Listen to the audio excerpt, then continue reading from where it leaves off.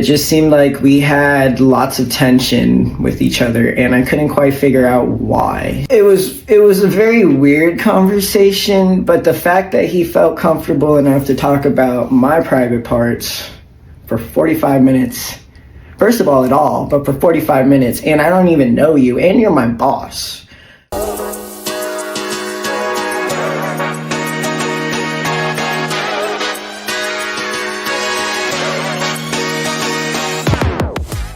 Alright guys, so my name is Liam Barker, and for those of you that don't know me, I am a transgender man, and I have been transgender going on about 6 years now.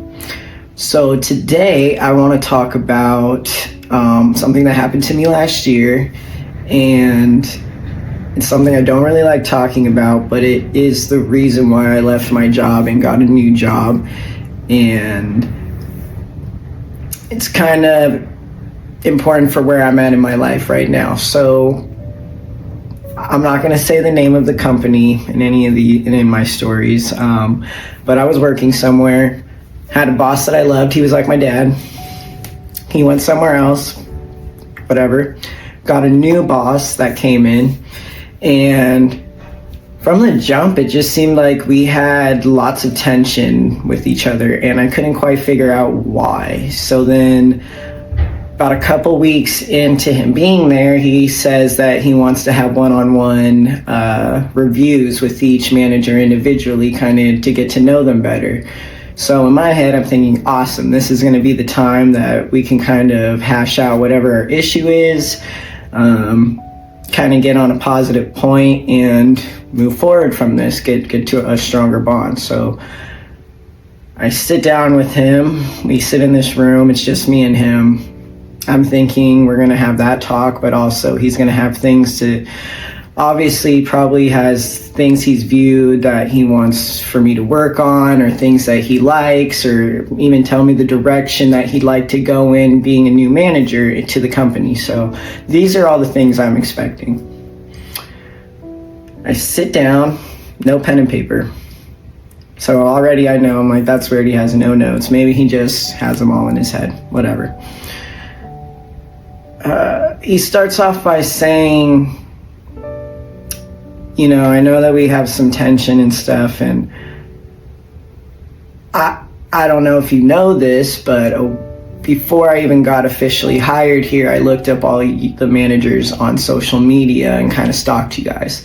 And just so you know, I know you're transgender, and I hope that's not the reason why we're having issues. And in my head, I'm kind of thinking, well, why would that be an issue? Because you're telling me right now, I didn't know up until this point that you even knew. I wasn't planning on telling you. Then he continues to speak, and he goes, just so you know, the thing in your pants is too big, and you should probably stop wearing that. You know, my wife doesn't think that's a good look, and I don't think you should do that. Goes on a 45-minute discussion with me about why I should not have something in my pants like that, and pretty much shames me and tells me how, pretty much finishes his conversation by saying, you know, every transgender person I know that has gotten a surgery like that has ended up killing themselves. And gives me the same look, just like this, ends up killing themselves. So it was a very weird conversation, but the fact that he felt comfortable enough to talk about my private parts for 45 minutes, first of all at all, but for 45 minutes, and I don't even know you, and you're my boss, very upset me. So like any normal human being, you know, I don't really go to HR or anything like that. I've probably gone to HR twice in my life, this being one of them. So I reach out to them and I say, hey, like, this situation happened, it made me very uncomfortable.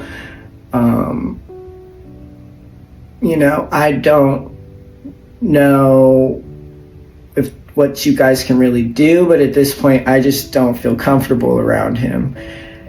And they're like, okay, well, we'll do an investigation. We'll get back to you. Took them 2 weeks for them to even reach back to me.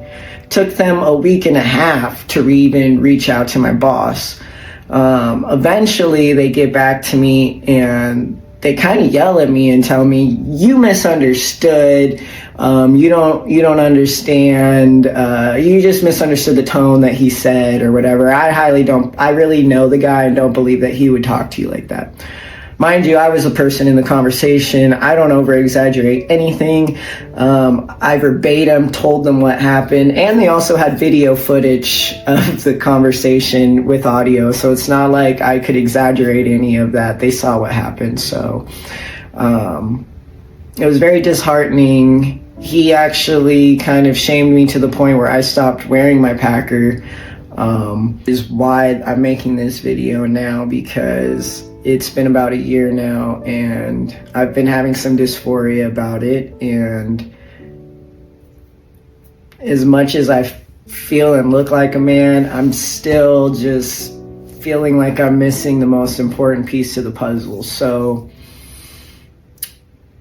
I was thinking about getting another Packer and looking into like a really top of the line one that really just makes me feel good about myself, but I've decided I think it's time to bite the bullet and possibly do the bottom surgery. But I don't know if that's also just because I've been shamed into not wanting the Packer and feeling like this is kind of my only option. But maybe it's like, obviously it's not my only option, but you know, I'm kind of just going through these things right now.